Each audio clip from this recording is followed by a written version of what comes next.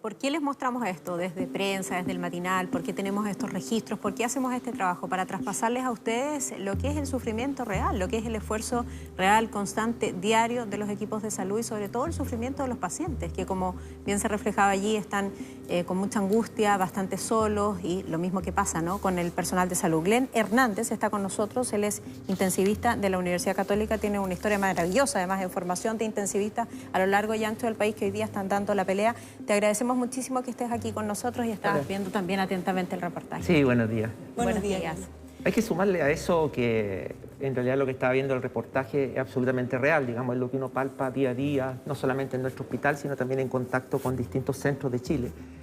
Y también a entender que fuera de la presión, el agobio, nos cambiaron la UCI. El COVID nos cambió cuidado intensivo. Nosotros, hasta el COVID, estábamos en una política de humanización de cuidado intensivo progresiva, que empezó hace algunos años por mucha gente que tiene una visión humanista en la especialidad. Como tú. Sí, bueno, yo siempre he dicho que nuestra especialidad descansa en tres pilares, digamos. Uno es lo técnico, por supuesto. Lo otro es la fisiología, que es el conocimiento de los mecanismos, que nosotros tenemos muchas señales y las tenemos que interpretar. Pero el tercer pilar es el humanismo. Nosotros el paciente crítico, por definición, es un paciente vulnerable que está entregado absolutamente en un respirador, con máquinas, aislado de su familia, etc. Y nosotros a través del tiempo fuimos evolucionando desde una concepción como la que tienen los pilotos de avión, que se aíslan llenos de monitores, digamos, pero en los últimos 10 años empezamos a meter cada vez más los conceptos de humanismo. Esto significa, por ejemplo, abrir la UCI a la familia. Nosotros últimamente, hasta COVID, digamos, la familia estaba todo el día con el paciente, la familia incluso ayudando en el cuidado. Nosotros en las piezas de los pacientes de UCI teníamos así como póster donde la familia traía fotografías, traía su hobby. Entonces nosotros entrábamos, veíamos un paciente en coma conectado al respirador y mirábamos las fotos. Mira, don Jorge, cómo está con sus nietos. Entonces movíamos su trayectoria con el paciente que estaba ahí, digamos. Y yo en mis semanas de cuidado intensivo prácticamente pasábamos 2 horas diarias conversando con las familias, digamos, ahí con un partnership muy bonito. Y ahí yo me imagino que eso que nos menciona... Eso cambió radicalmente. Le ayudaba tanto al paciente como a ustedes también en el tratamiento, porque... Exacto. Es conectar una historia de vida, ¿cierto? Exacto. Que tiene que ver con la fotografía, la familia, con un paciente que a veces no puede hablar. Como tú dices, eso ha cambiado radicalmente con esta pandemia. Eso cambió radicalmente, se acabó. Y actualmente, digamos, no hay póster, no hay nada, no hay visitas, no hay familia, no hay nada. Entonces nosotros ahora hemos reemplazado eso por una llamada telefónica diaria que la hacemos durante un rato a gente que está en Los Pejos, en el bosque, porque más de la mitad de los pacientes nuestros en el hospital, la Universidad Católica... ¿Y tú dirías que eso agrava en ciertas ocasiones el estado de salud de un paciente? ¿El no poder estar en contacto con la familia? Yo creo que agrava el estado de salud no sé si necesariamente el paciente, quizás en etapas más vulnerables, por ejemplo, cuando empieza a salir del respirador, que es cuando necesita más el contacto humano, ¿no? Mientras está en respirador, está sedado, está anestesiado. Pero agrava sin duda la angustia de la familia. Imagínate, tú estás en el bosque, estás arriba en Lampa y tú no puedes ver a tu familia. Incluso lo más dramático es que cuando los pacientes empiezan a morir, si bien nosotros tratamos de paliar esto y a veces incluso extremando las medidas, estirando un poco las normas, digamos, llamamos a la familia, le ponemos estos equipos de protección y tratamos que estén con ellos, pero a veces son distancias muy largas y muy difíciles. Entonces, y esto afecta no solamente al paciente, afecta al personal, digamos, afecta a la gente, porque nosotros era don Jorge y el personal somos todo un grupo grande, y esto no es un lugar común, es así. Las TENS, digamos, que son fundamentales, las enfermeras, los kinesiólogos, los farmacéuticos, nosotros, los médicos, los becados, etc. Y nosotros establecemos estas relaciones, digamos, y ahora nos sentimos vacíos. Yo, como soy, digamos, entré a la UCI COVID hace unas 5 semanas, por primera vez a hacerme cargo una semana, y me llamó la atención algo dramático, que en realidad sí, yo creo que si la gente viera estos videos en el metro, en cualquier parte, se desmayan, digamos. Yo vi 4 o 5 pacientes en salas así, todos en prono, o sea, de guata, en ventilador artificial, todo grave, pero me dio una sensación irreal, como de cuerpos suspendidos, como estos cuerpos inanimados, esos que uno ve en las películas de ciencia ficción. Y agrava el problema, conectado a cables, por supuesto, porque no les vemos el rostro. O sea, cuando los pacientes normales de cuidado intensivo, la mayoría están con rostro arriba, y aunque tengan un tubo, uno ve un rostro. Ahora vemos cuerpos inanimados. Entonces, esto aumenta la tensión emocional de la gente, la personal. ¿Te deprime a ti? No, a mí me produce me produce sensaciones melancólicas, digamos. Yo también soy poeta y he tratado de escribir estas cosas, estas sensaciones a través del tiempo. Pero a mucha de la gente, el personal, digamos, que le puede, por supuesto, que contribuye a la depresión, obviamente, digamos. Y los pacientes a veces están así 5 o 6 días. Yo la otra vez traté de hablar, esto fue el domingo, cuando fui a pasar visita, una chica muy grave que está en ECMO, en oxigenación extracorpórea. Llamé a su mamá, que estaba en Lampa, me parece, y no pude hablar con ella porque la mamá lloraba y lloraba y lloraba. Yo traté de explicarle, al final la llamé en la tarde de nuevo de mi casa para poder comunicarme, digamos. Estas comunicaciones, además con las familias, que las tienen no solo nosotros, las enfermeras mucho, los TENS mucho, etcétera, a uno lo hacen crecer, ¿no? Sí. La gente que no hace esto o que no le da el tiempo, y nosotros como intensivistas tenemos la obligación de hacerlo, moral, ética, etcétera. Nosotros también crecemos. Yo, a través de mi año de carrera, he aprendido mucho en estas conversaciones con la familia, después con el paciente, digamos, y eso, a veces... Doctor, pero ahora estamos frente a un escenario absolutamente distinto. Además, sí, por supuesto. Además de ver a los pacientes así, tal como usted lo explica, de no poder verles el rostro, hay una cuestión que nos enfrenta allí a la fragilidad y la vulnerabilidad total de los seres humanos, sí. ¿no? Y probablemente usted tiene esa cercanía como todos los intensivistas que están trabajando y como nosotros no la tenemos. ¿Cómo podemos traspasar lo que significa llegar a ese infierno, ¿no? Con ese nivel de vulnerabilidad, pasar por ese proceso para evitar que hoy día las personas se contagien, para traspasar a través de la pantalla nuestro mensaje?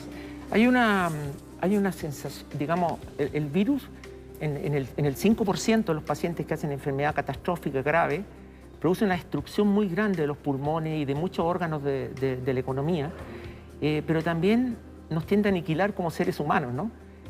Hay que pensar lo que es un paciente ahí desvalido solo, digamos. Yo creo que todos nosotros tenemos el ideal romántico que quizás vimos con nuestros abuelos, de que la gente naturalmente a través de los siglos, la gente muchas veces se moría en sus casas, ¿cierto? Ese ideal romántico rodeado de su gente.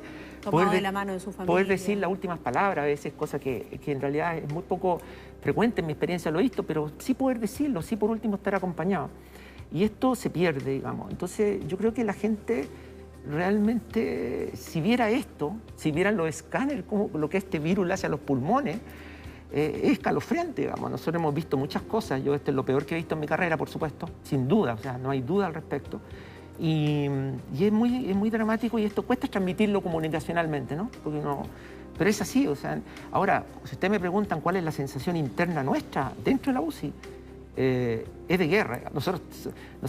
Yo siempre he creído que hay que trabajar con pasión y creo en la épica, digamos. Nosotros hacemos con los becados, con los TENS, estamos ahí todos. Y hay una cosa muy hermosa, las que han pasado adentro, es que ahora andamos todos con ropa de pabellón, digamos. Entonces, y con máscara. Entonces, a veces yo no distingo, sobre todo en gente joven que va, quién es TENS, quién es enfermera. Entonces, de repente estamos ahí conversando el paciente, estamos todos unidos. O sea, es una cosa increíble. Es una especie, y hacemos muchas cosas como los haka, como los neozelandeses, como de energía, digamos, y lo hacemos. Y también nos reímos de repente tiramos sus lagrimones, pero la gente no piensa que estamos deprimidos, angustiados. No, estamos en una actitud proactiva. Y la verdad es que uno a veces solo en la noche despierta a veces a las 3 de la mañana pensando mañana voy, qué irá a pasar aquí, etcétera. Pero es una guerra adentro. Es una guerra. Adentro es una guerra. Sí. ¿Usted ha preparado a intensivistas durante 15 años? Sí. Nosotros... nos comentaba fuera de cámara que hay muchos de los que usted ve en los medios que han sido formados por usted. Exacto. ¿Cómo los forma o cómo los formó para enfrentar un momento tan difícil? Si es que en algún momento se imaginó que podía suceder algo así. Yo siempre digo esto, las personas que llegan a nuestra cátedra, a nuestra unidad, tienen un programa de formación que es bien sólido en lo científico, pero también en lo valórico, en lo humano, y les hablamos de estas cosas, las comunicaciones con las familias, etcétera. Y yo creo que nosotros, mucho de la medicina todavía tiene mucho de aprendizaje por role-playing, ¿no? O sea, los chicos van viendo cómo uno lo hace. Yo, por ejemplo, entro a hablar con las familias y los llevo a los chicos de que entran en primer año de esto y están con uno y sienten... Uno tiene que escuchar los primeros. Déjeme leer un tuit ahí, porque usted es bien activo en Twitter y acá le contesta una persona que es Luis Felipe Merino, que tiene que ver con esto, con la manera humana de tratar al paciente, que por Dios que uno lo agradece cuando tiene un familiar enfermo y necesita esa conexión emocional. Aquí él dice: 11 años atrás, mi papá murió en tu UCI de una leucemia aguda y hasta hoy recuerdo con la paciencia y cariño que nos explicaba su estado. Sí, eso es real y hay mucha gente que hasta el día de hoy de repente me encuentro en la calle, digamos, y es emocionante. A veces me da miedo porque yo no soy muy buen fisionomista, entonces preguntarle, usted atendió a mi papá hace 15 años y yo soy audiólogo, no soy dermatólogo, entonces yo digo, chuta, ¿y cómo habrá salido el papá? Y a veces me da miedo preguntar. Pero siempre se expresa mucho agradecimiento por la comunicación, ¿no? A veces se producen momentos de tensión, sobre todo, imagínense, en la experiencia humana, porque hay familias divididas también, digamos. Hay familias con 2 o 3 matrimonios, está el papá ahí, los hijos llegan a pelear delante de nosotros y tratamos de calmar. En fin, siempre eso es emocionante. Yo creo que en nuestros pecados yo me siento un orgullo casi que me desborda de sentir, por ejemplo, en Magallanes, tenemos 2 ex pecados nuestros, el doctor Marco Bay y Andrés Prieto, que salieron hace poco y que estaban solos. Y se acuerdan que primero hubo una crisis en Magallanes, claro, en Punta Arenas. Muy potente. Y de hecho fueron médicos, también ex pecados nuestros, varios de ellos, a ayudar allá, voluntariamente, porque había uno de ellos solamente atendiendo a 20 pacientes. Claro, que es un trabajo súper intenso. Doctor, ¿cómo ingresan los pacientes COVID a la UCI, lo que usted le ha tocado ver, al intensivo? ¿Cómo llegan? O algunos de ellos, si pudiese describirnos, conversando con usted, con mucho miedo. Mira, ¿qué es lo que sucede ahí? Sabes que hay algo distintivo que lo he conversado con mis colegas, porque nosotros sabíamos que esto venía. Yo, en general, tengo muchas relaciones con la medicina europea, de muchos amigos. Entonces, ¿Con esta magnitud? ¿Se lo imaginaba con esta magnitud? Sí, nosotros, o sea, teníamos toda la esperanza que esto no pasara. De hecho, en abril estábamos todos tranquilos, decíamos, ¿qué COVID? Porque teníamos un paciente, 2. Entonces dijimos, pero no, pasó. Entonces, los pacientes, hay algo muy distintivo que me lo dijeron los colegas de allá, que lo viví también, que es que los pacientes los tenemos que intubar, llegan despiertos hasta el final. O sea, por ejemplo, tuvimos un paciente, Juan Carlos, que lo tuvimos 6 días. ¿Eso no es común, perdón? No, eso no es común. Normalmente en cuidado intensivo tradicional, o sea, lo antes, los pacientes llegan en shock, llegan con accidentes vasculares, traumatizados, desastres quirúrgicos, etc. Claro. Y llegan ya en coma o llegan en sopor. En cambio acá, por ejemplo, nosotros intentamos esa técnica que ustedes seguramente han conversado ya con el doctor Rivera, el pronovigil, sin intubar, que nos permite salvar muchas ventilaciones. ¿Qué es poner el paciente de guata? De guata, respirando solo, sin ventilador. Y entonces salva mucho, pero entonces de repente se agotan. Por ejemplo, hoy, el sábado, después de 6 días así, porque la enfermedad es larga. 6 días así, un paciente consciente, vigil, de guata, lo damos vuelta 1 hora al día para que coma y desatura, por supuesto, le baja la saturación a 70 otra vez, y así le ponemos un poquito de algún opiáceo, algo parecido a la morfina para que esté un poquito más tranquilo. Y él, yo lo veía entrar a la pieza y estaba whatsappeando con su señora, todo el día así, a pesar de su estado que estaba así, hasta que se cansó. Y entonces el sábado lo tuvimos que intubar y lloró, y a veces a uno le preguntan, doctor, ¿por cuántos días? Y es una cosa dramática la ventilación mecánica, que uno sabe cuándo empieza, pero yo no le puedo asegurar primero que salga vivo, lamentablemente. Tampoco le puedo decir por cuántos días, pero sí sabemos que por lo menos van a ser 7 a 10 días. Y uno dice, piensa que va a estar anestesiado, yo los calmo, hablamos mucho. Pero es así, digamos, pero esto es distintivo, ¿eh? Esto me lo habían comentado y lo hemos vivido. Llegan conscientes, claro. Algunos lloran, algunos antes de intubarse... Entonces usted como llegan conscientes, le tiene que explicar a lo que se van a someter. Explicar, y algunos de ellos... Justo antes de intubar, a pesar que ya están desaturando fuerte, piden por favor deme un minuto para mandar un WhatsApp a mi señora. Y mandan un WhatsApp y después uno lo intuba. Y de ahí la señora no lo puede ver porque las visitas están prohibidas. Entonces es muy dramático. ¿Cómo es para un doctor como usted que se preocupa tanto del lazo emocional, de incluir a las familias, de hacer de este proceso un proceso humano, un proceso lo menos traumático posible, vivir una situación como esta? Es fuerte, yo creo que cada uno tiene sus válvulas de escape. Para mí ha sido la poesía, he tratado de escribir estas sensaciones, digamos, el año pasado sacamos este libro, se llama La Estepa Invernal, Cuadernos de Ismael. ¿Usted ha escrito 2 libros? Sí, con un grupo de utiólogos del San Juan de Dios, que además sacaron un disco, porque ellos tienen una banda de rock, entonces hicieron un disco inspirado en el libro. Y si usted me permite, ¿puedo leer algo así? Pero por favor, oye, tiene la misma costumbre que yo, el doctor, de marcar doblar las hojas. Claro, y no, hicimos este encuadernado, la banda se llama Central, está en Spotify el disco de ellos. Por ejemplo, en una parte, este es un poeta que se está muriendo en la UCI, que dice, ¿de qué sirven tus monitores si no detectan la soledad que me invade como la hiedra? Él le pregunta al médico que lo está atendiendo, ¿no? Y así uno, por ejemplo, acá su nombre, aquí mira, Esto es lo que sienten a veces esos cuerpos. Un foco, este paisaje de UCI, un foco titila en la penumbra. Muy abajo yace un hombre, tan profundo que la fraternidad no lo alcanza, tan lejano como la estepa siberiana. Muy abajo yace un hombre, sin más mirada que el vacío de sus cuencas, o más horizonte que ese foco en la penumbra. Pero es un hombre, ¿entienden? Entonces, estas sensaciones que a uno le van pasando, yo las voy escribiendo, y bueno, y ahí salió este libro, y con su música y todo, con su disco. Yo creo que en medicina hay mucha vanidad, ¿no? Yo estoy en Valparaíso, y cuando era joven, ustedes en Valparaíso es imposible no ser poeta. Yo escribí poemas de amor y Valparaíso, bla, bla, bla. Y saqué un libro que me avergüenzo de él ahora. Pero pasaron los años, me formé, qué sé yo, y cuando llegué a la UCI, a la Universidad Católica, formamos el departamento, qué sé yo, me acuerdo, una vez tuve así como una estocada para empezar a escribir de nuevo poesía. Que fue una vez que había visto Hombre mirando al sudeste. ¿Conocen esa película? Sí, ¿se acuerdan que Ramsés cuando está con un cerebro y dice, ahí van los sueños, ahí va? Bueno, yo entré un día y entro hacia la UCI y veo un neurocirujano ufanado de que había operado un tumor y estaba con su pecado diciendo, qué lindo le quedó el cerebro. Decía, oh, me quedó maravilloso, miren mis manos más o menos. Entonces, y yo miré y en el escáner de pasada vi un hoyo en el cerebro. Y yo dije, había visto la película hace pocos días, pero en ese hoyo, ¿cuántos sueños? El primer amor, el recuerdo de la infancia. Y entré a ver al paciente, y el paciente estaba en coma absoluto, en un respirador. Estaba muy mal, de hecho, falleció con el tiempo. Y yo la miré y me asaltó una cosa así, dije, ¿por qué no hay lágrimas sobre esas pupilas derramadas? ¿Por qué no hay lágrimas sobre esas pupilas derramadas? ¿Por qué no hay lágrimas derramadas sobre esas pupilas? Porque siempre me ha llamado la atención, ¿no?, que los pacientes en coma no lloran. Están con los ojos a veces abiertos y no hay lágrimas. Entonces, ¿por qué no hay lágrimas sobre esas pupilas dilatadas? Ahí me acordé del verso. Entonces, de ahí salió la rebelión, ¿no? Y después, justo esos días, era pre-Navidad, el gaffiter del hospital, que era un gordo, bien fumador y así, pero bien amigo de todo, llegó a arreglar.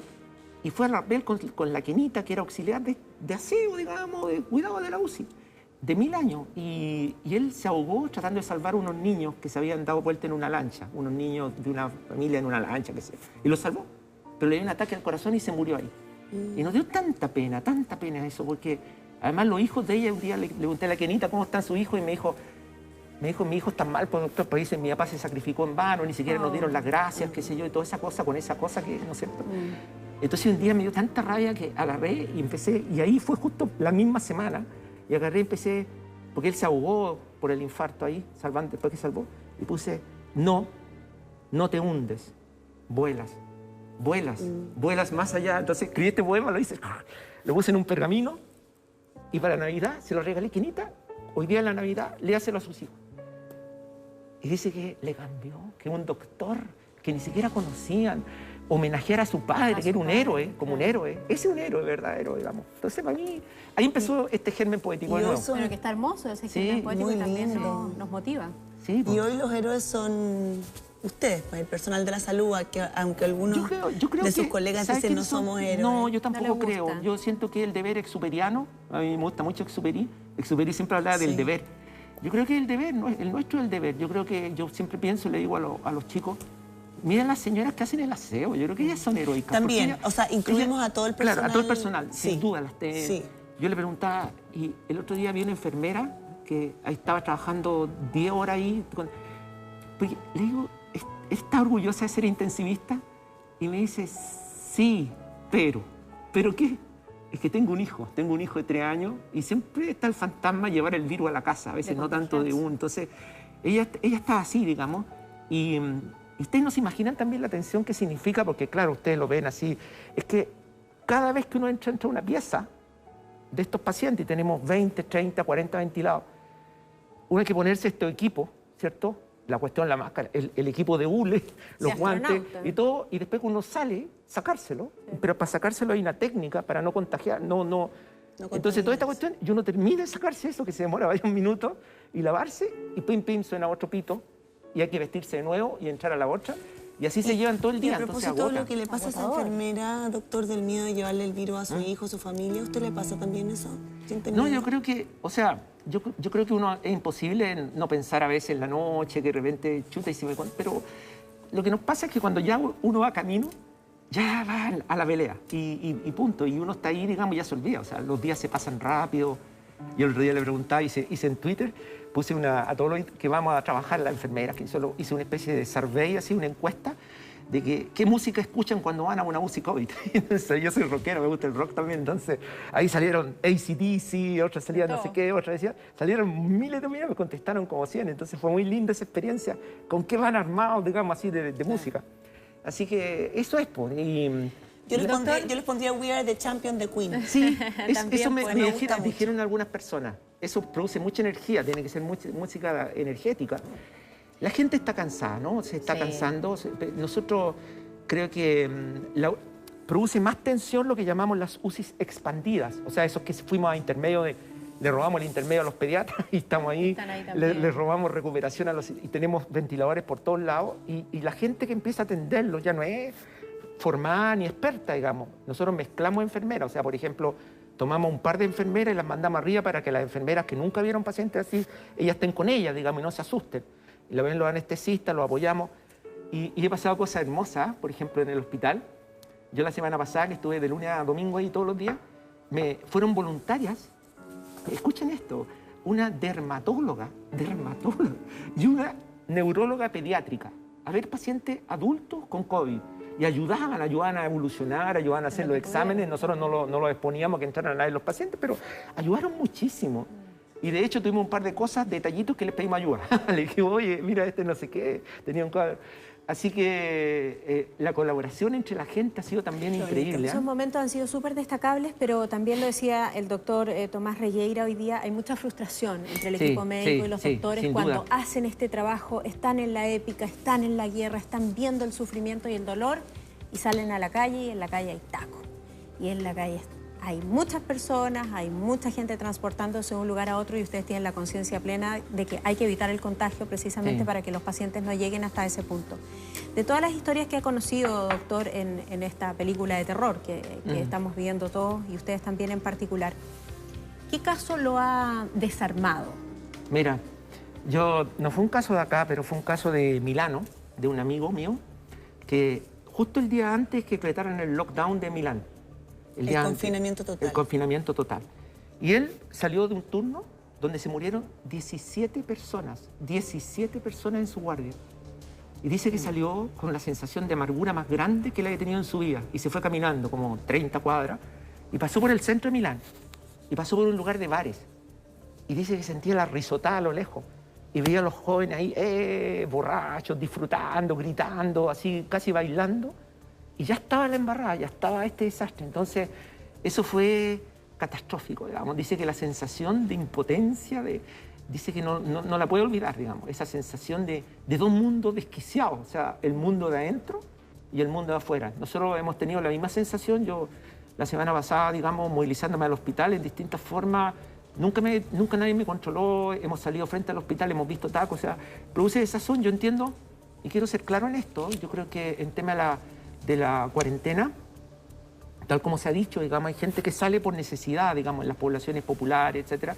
Pero yo veo en Providencia y veo en otros sectores donde la gente sale, tú sabes que inventan citas médicas, sí, ¿cierto? Claro, claro. Entonces salen a ver a las amigas, salen al centro. Citas médicas porque tienen 12 horas para moverse con libertad. Me parece, perdona que use esta palabra, me parece miserable, me parece una falta de solidaridad, no solamente por último, si ellos creen que no se van a infectar, que son inmortales, allá ellos, digamos, yo les podría decir que están muy equivocados, pero sus padres, sus familias, pero también hay una dimensión que es una falta de respeto con la gente que se está sacando la cresta, o sea, con la TENS, con la gente, digamos, ¿qué sienten ellos, digamos? ¿Qué sienten ellos? Yo, como que uno ya está curtido la piel de muchas batallas, pero ¿qué siente la enfermera, digamos, joven, que ve esto, digamos, después que ha estado 12 horas sacándose, y a veces 24 horas, ¿no? Eso es lo dramático. Yo leo testimonios en Twitter de colegas suyos o de enfermeras o TENS que dan unos mensajes como desesperados, como diciendo,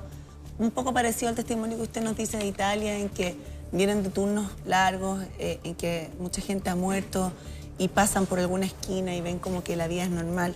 Quiero leer algunos tweets que usted ha puesto en Twitter, doctor. Dice, hoy cruzamos con Pato Sandoval, gran neurólogo, esquina Lira con diagonal Paraguay, y pasaban decenas de autos peatones y peatones, día normal, no se quejen.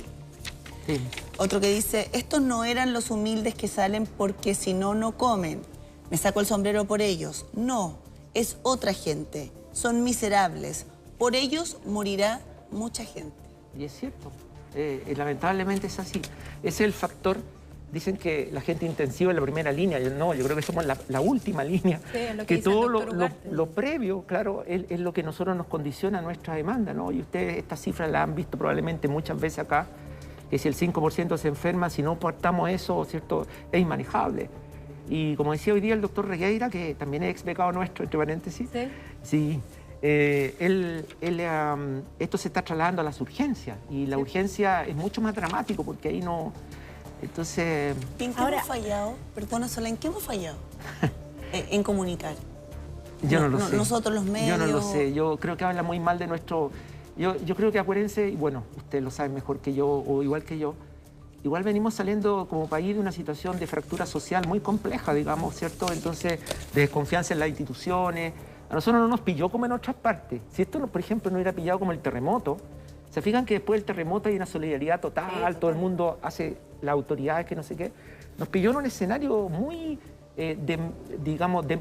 inferior y muy de alguna manera frágil. Y enfrentados como sociedad también. Claro, y como sociedad era difícil buscar una unidad porque veníamos de una fractura social muy grande, y eso no es lo que pasaba en Argentina ni en Colombia.